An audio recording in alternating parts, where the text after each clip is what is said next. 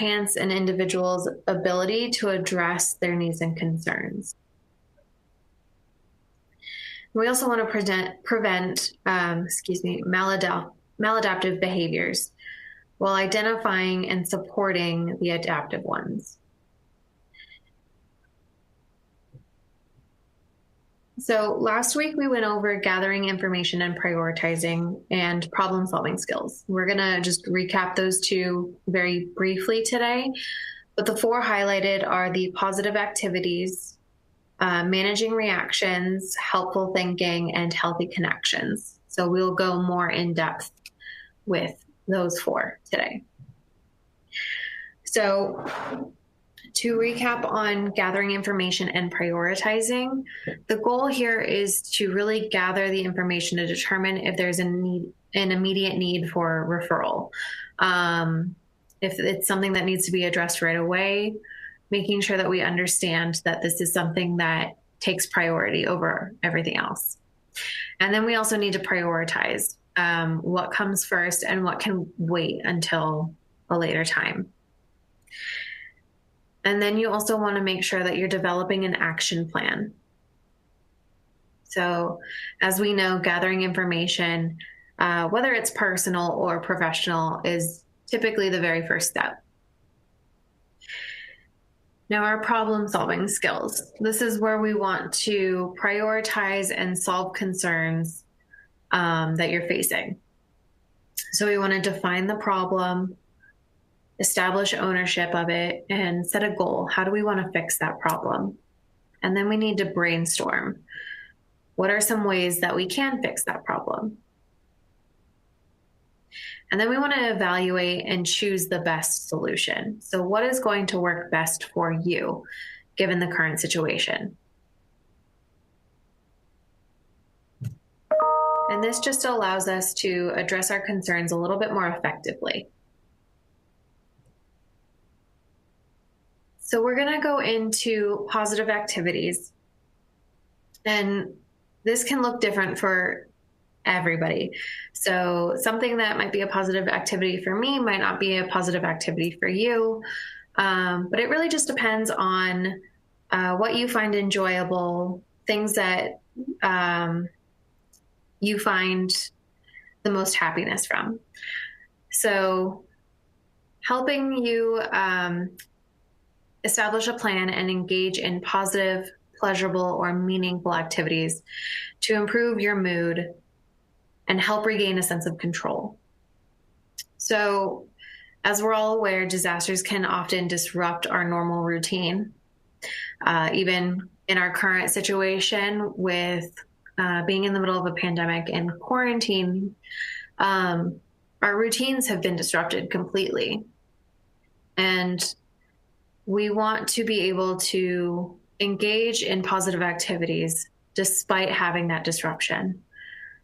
So these activities provide us a sense of purpose, control, and pleasure.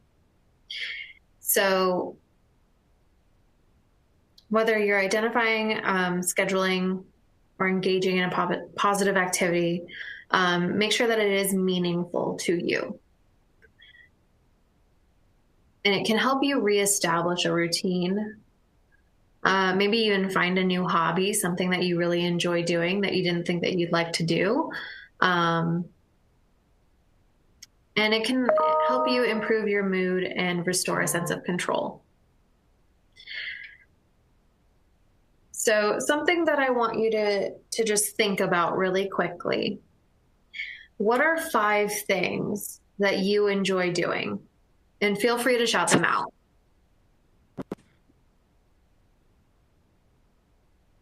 So what is a positive activity?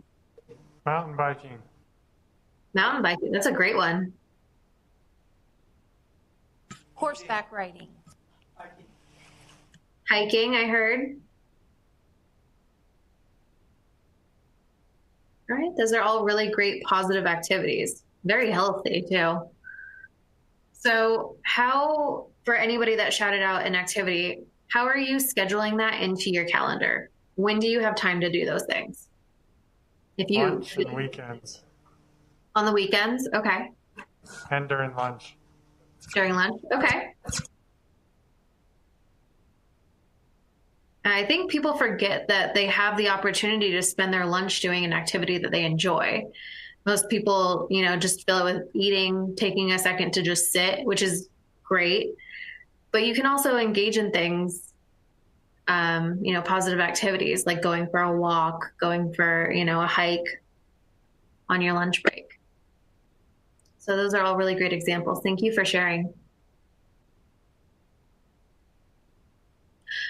Okay, so we're going to talk about managing our reactions.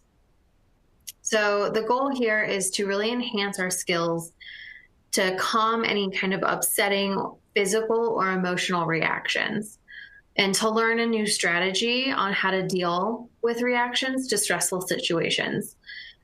This can include reminders. So sometimes you just kind of need to remind yourself like, hey, I'm upset right now. I need to take a step back and reevaluate. And put words to difficult experiences to better understand and manage distress. So I'm going to just give you guys a brief example. It's a personal example, but sometimes those are the easiest.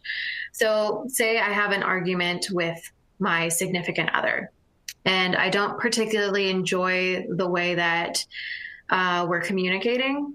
I get upset. It turns into a fight, and maybe we're yelling at each other. So for me, I've really had to reevaluate, is this A, worth getting upset over? And B, how am I sounding right now?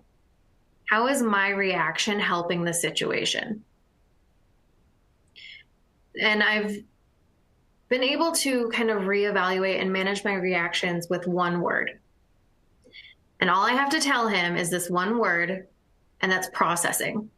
And he knows, okay, she needs to take a step back. She needs to kind of reevaluate the situation and figure out how she feels right now. And for me, that's a great way for me to communicate effectively, but also kind of figure out, like, is this really worth getting upset over?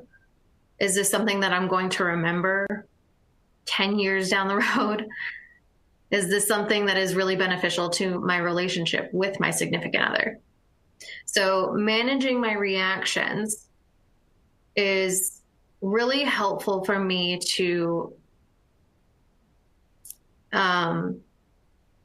figure out how I need to react in a stressful situation. Sometimes I just need to take a step back and process, and that's okay. So you should be able to take that opportunity for yourself and develop an action plan on how to properly manage your reactions. So first you need to identify, what is a trigger for you? What gets you upset? And then you need to address a skill that you can replace. So teaching yourself a skill to address the distressing reaction. So say you do get in an argument with your significant other. Rather than yelling, what is a more beneficial skill that you can utilize to react? And then you need to create a plan. So for me, my plan was to just tell him, hey, I'm going to tell you processing. And when I say processing, it means stop the conversation right now. I need to take a step back and I need to reevaluate. And then when I am ready and I have figured things out in my own head, I will come to you and we will talk calmly. And that is how I've implemented that action plan.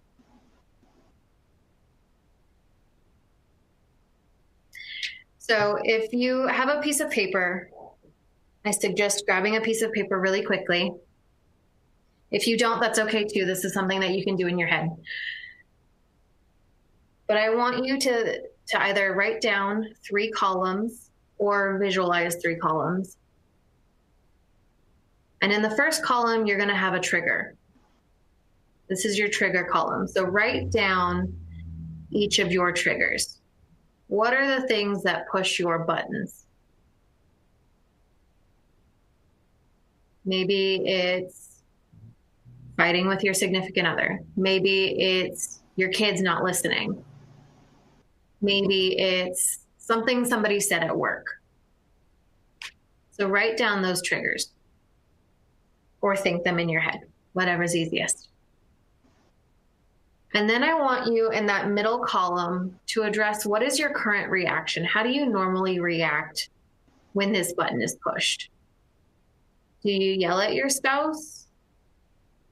Do you yell at your kids when they're not listening?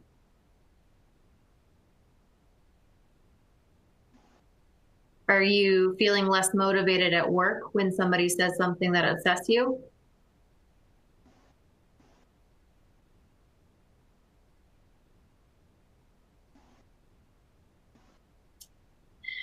And then in that last column,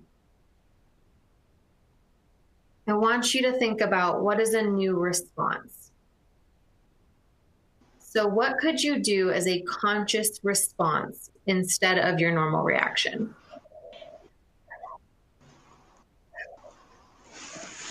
And if you feel comfortable in doing so, you're more than welcome.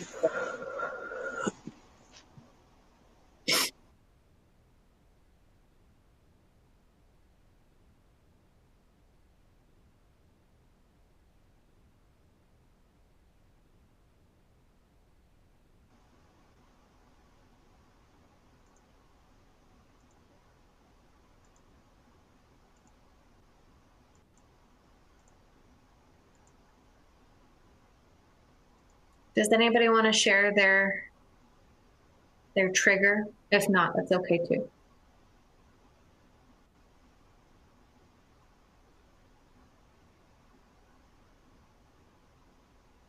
So I'll share mine. Okay. Hi, this is Ryan. So I get really aggravated about silly things that really don't matter, and I need to tell myself that. Some of those things is like a messy kitchen, or just a mess in general, or clutter. And I have roommates, so there's always going to be something somewhere, and they're amazing and great. However, it happens. So if I see something, like initially my brain goes, mess, what the heck is going on? Why can't they just take care of their crap? But then I realize it's like a matter of one quick pickup, and it's not a huge deal. And like, we live together, and that's what happens is people have stuff, and it's not going to be there for like the next 10 days or even probably for the next hour. So is it really worth me getting upset over? No, except that I am living with other people, and that's what's going to happen, and get over it. Okay. Thank you for sharing that, Ryan. So definitely taking a step back and processing that initial reaction of like, okay, this is really annoying. There's a lot of clutter. I don't like clutter in my space. But then reevaluating that and saying, okay, well, it's probably not going to be there in the next hour. So just kind of letting things go, taking a step back, maybe a second to breathe, can often be really beneficial and is a really great response when you're trying to reevaluate how you want to manage your reactions. So that's great. Thank you for sharing that.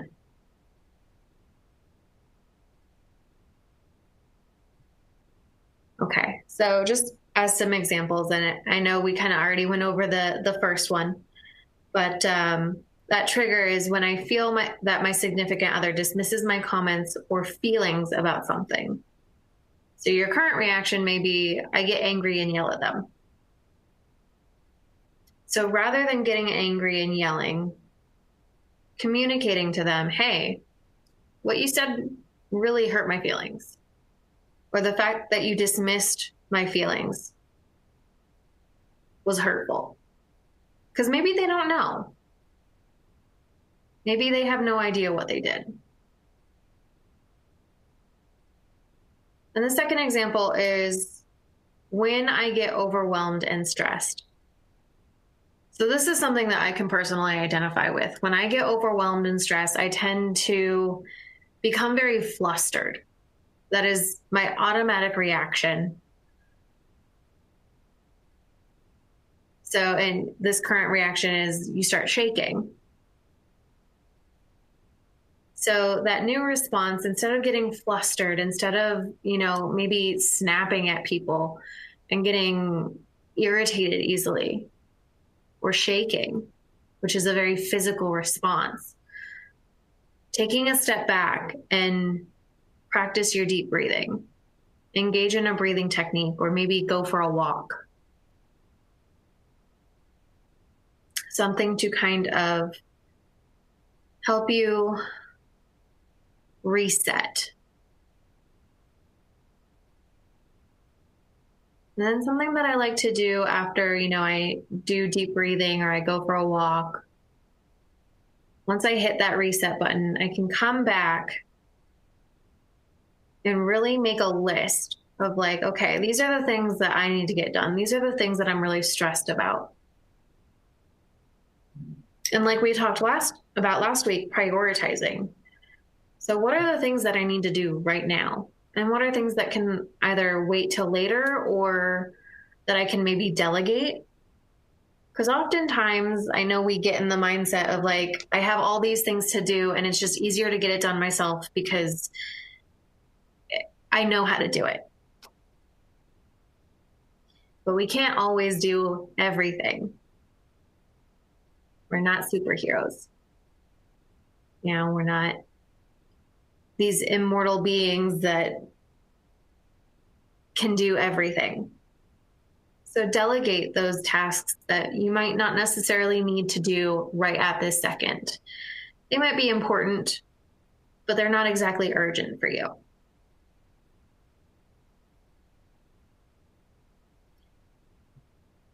So these are good. Yeah, go ahead, Root.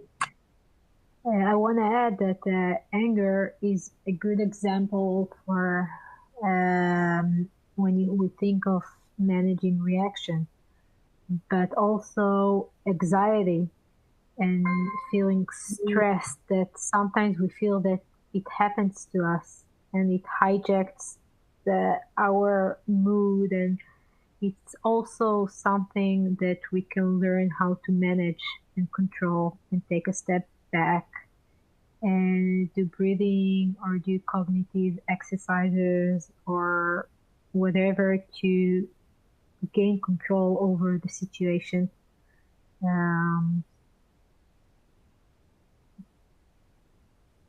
That's it. Thank you for adding that. Yeah, I think sometimes things like the automatic response to stress is anger. But there are, getting overwhelmed and stressed out are things that we experience in everyday life. And sometimes we feel like we need to just bypass it and get through it. And once we get everything that we need to get done, it'll go away. But as I'm sure we have all figured out, things come up, tasks come up, projects come up.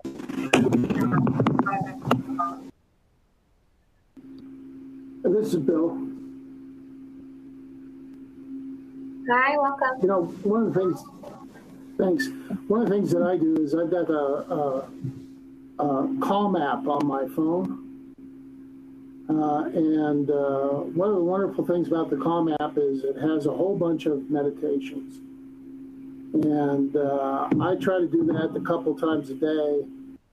And especially at night, to do the Calm meditation helps you sleep at night. Yeah, those are great. I love using, I've used the Calm app in the past, and I think those are really beneficial, especially when you're starting out for the first time. You're not really sure what to do. Those guided meditations can be really useful. Thank you for sharing that. Does anybody else want to share maybe a relaxation technique that they use? I know there's some examples on the screen here.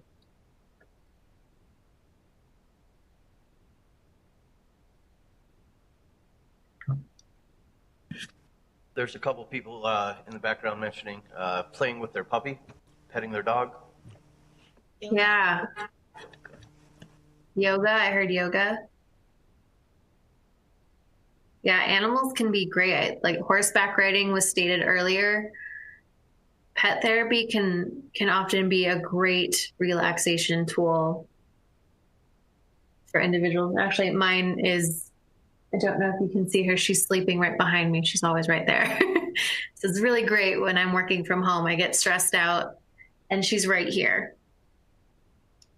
So pets is great. I love that one. Okay, so we're going to move on to helpful thinking. So helpful thinking is really a way to help identify help individuals identify what they are saying to themselves about disaster experience or their current situation, and to choose fewer distressing ways of thinking. Now, it doesn't have to be just disaster response. This can actually be something that can be utilized in everyday life. Something that I try to instill, especially in my young ones, my kids. I often hear words like I can't, or I don't want to, or things that have words that have a negative connotation behind them. I often tell my 9-year-old, the words I can't do not exist in this household. And I teach her, these are things that you can say instead. And we'll get to some of those in just a second. But the rationale behind this is that negative thoughts can sustain negative emotions. So identifying a way to practice more helpful ways of thinking can often improve mood and reduce the intensity of distressing emotional and physical reactions. So when you're saying words like can't, you're already implying that it's a negative emotion. You're instilling that hopelessness, maybe the anger that you're feeling or frustration. So it's important to maybe identify more helpful thoughts. And I often term this as having a growth mindset. So instead of those negative thoughts, what are some terms or words that you can use that promote growth? And then you want to rehearse these. And I know it sounds silly to rehearse them, but when you're so used to saying, I can't, it then becomes an automatic response. So you want to practice saying those more positive and helpful thoughts. And then you want to assign that helpful thought in replacement of that negative thought. So saying words like can't, won't, stupid. Can anybody give me examples of maybe some more helpful words?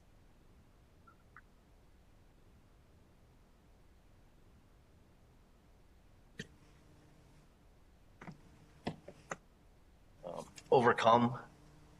Like Overcome. I will overcome this obstacle.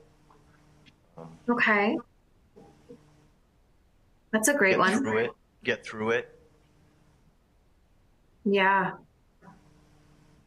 One thing I do is I say what a lot to people because I don't hear so good sometimes. And so instead of saying I'm sorry, I say thank you for repeating that, because I don't know, I'm not really sorry for not being able to hear all that great sometimes, but I appreciate them repeating what they're saying. Yeah. That's great. I know sometimes when somebody comes to me and it's something I really can't do, I mean, I can't. Rather than saying can't, sometimes I'll just say, you know what, I'm unable to do that, but let me figure out how we can move forward. Rather than it just being so negative, like I can't do it for you. Instead, like a customer, internal or external, you can say, you know what, I have no idea.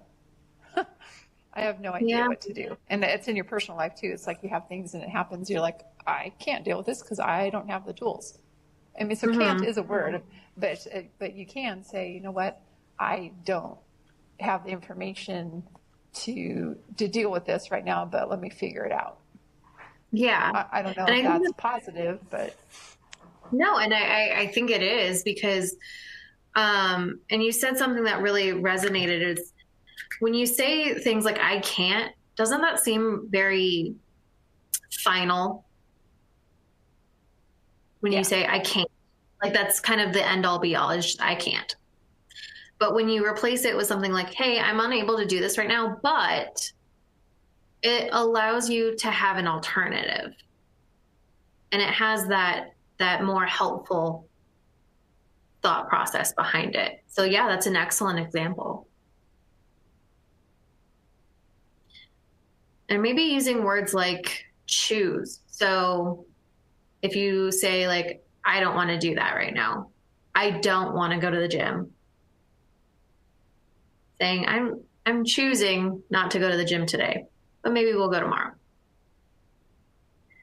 So taking out those negative thoughts and replacing them with more helpful ones can help develop a growth mindset. So really allowing yourself to grow and not being so final.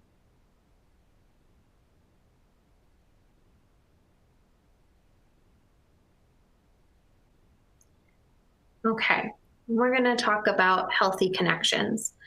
So the goal here really is to increase connections and positive relationships and community supports. So we all know that social support is extremely important, especially in times of stress.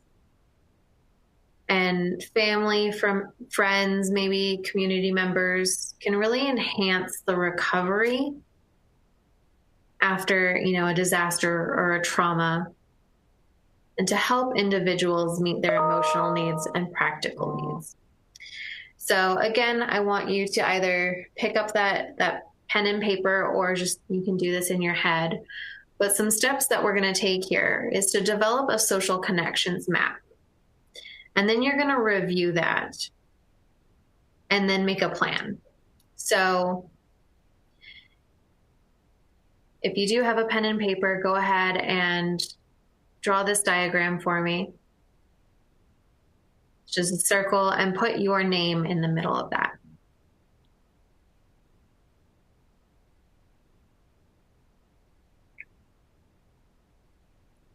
And on those lines that are sticking out of that circle, include the names of some people, maybe even a pet. Maybe it's a counselor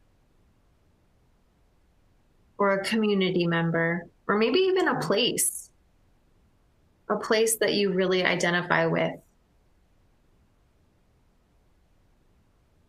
And add those, and feel free to add more if you need to add more.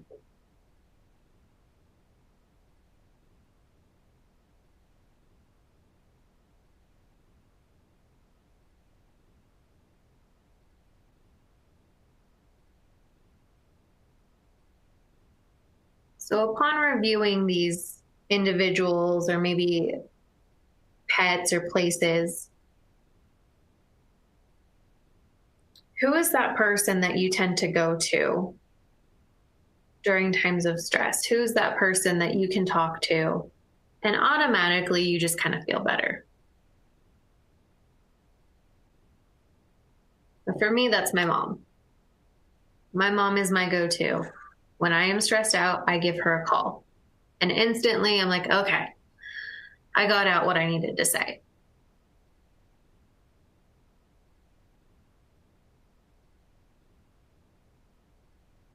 So for me, with just like everyday things, it's my significant other. And when like there's certain things that just, I don't know, when I just become like an emotional wreck for a little bit, like I'll call one of my cousins and it's all good then. Yeah, that's great. Significant others can often be, that that go-to person. And family members are a great one. So thank you for sharing. Does anybody else want to share theirs?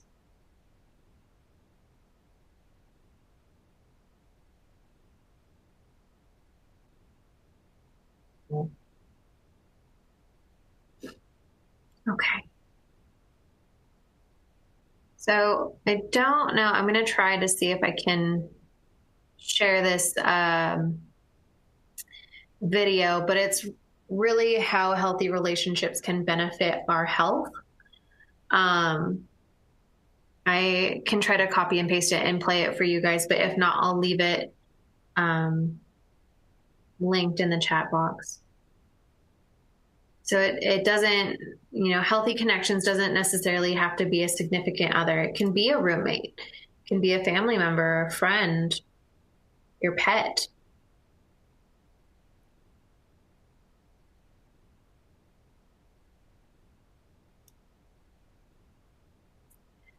So does anybody have any questions?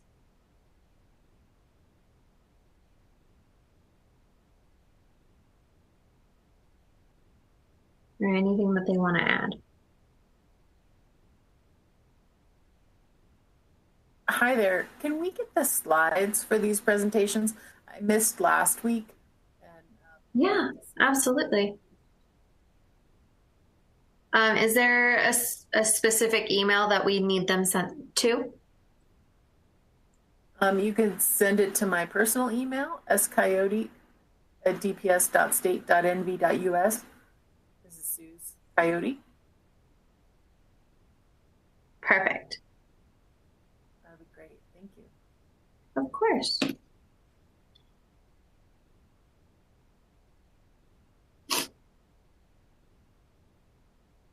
Any other questions, maybe comments, something that maybe resonated with you guys that you feel like you can take away from this?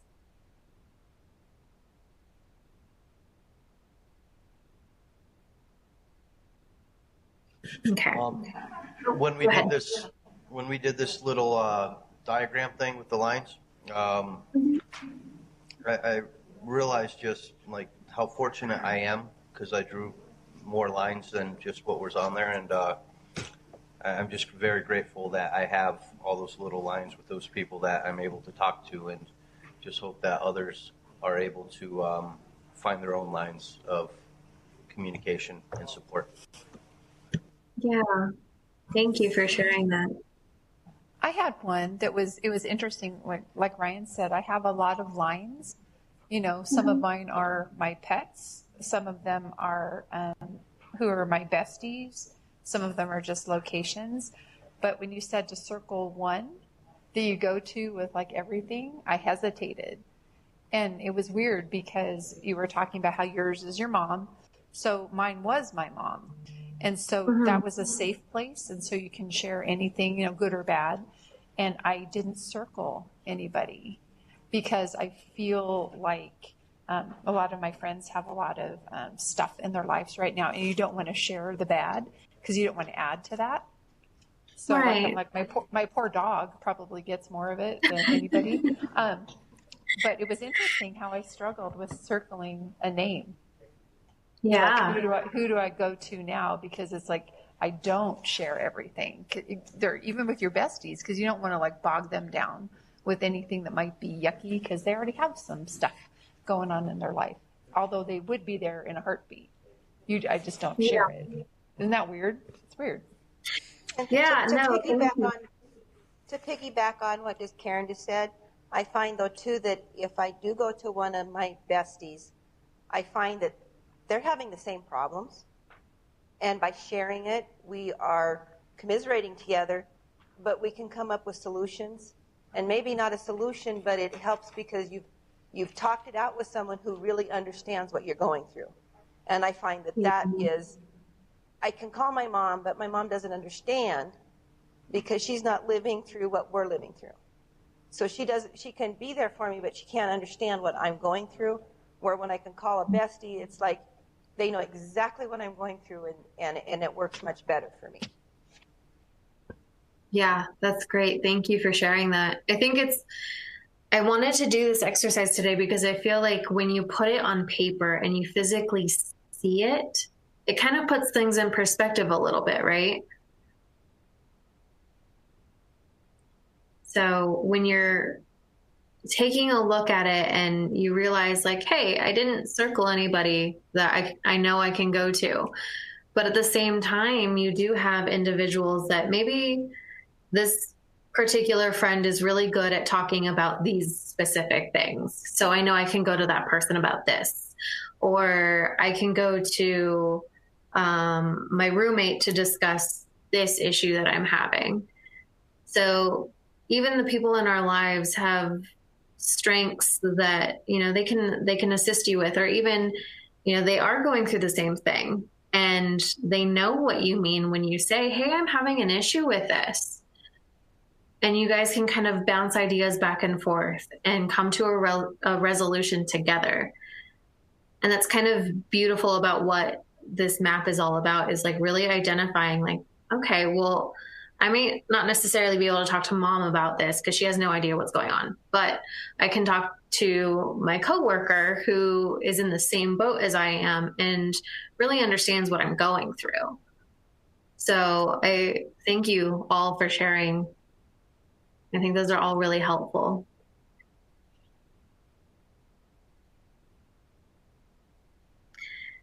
So I'm going to close today just with a quick reminder that next week I will not be here doing a training, but you guys do have the psychological first aid training from 1 o'clock to 4 o'clock Pacific Standard Time. You guys can register at the link on that slide below. It's just training.casat.org.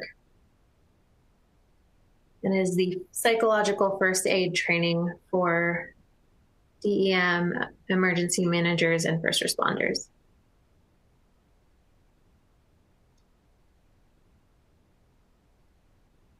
Veronica, this is Justin. I just want to say thank you for taking the time to put on these sessions for us, and really appreciate it. It's very beneficial, very helpful, and look forward to continuing them going forward and to next week's psychological first aid session. So it's been great. Thank you so much.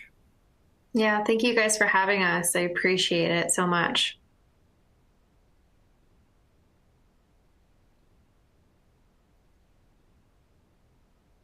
Okay. Thanks.